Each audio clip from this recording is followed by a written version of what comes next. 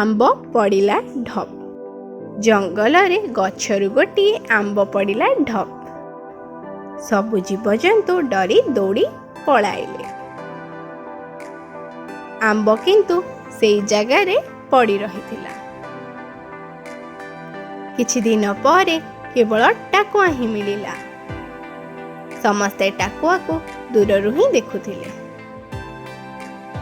वर्षा हैला किंतु टाकुआ पड़ी रहिला। धीरे धीरे पत्र और माटी ताकू घोड़ाई देला।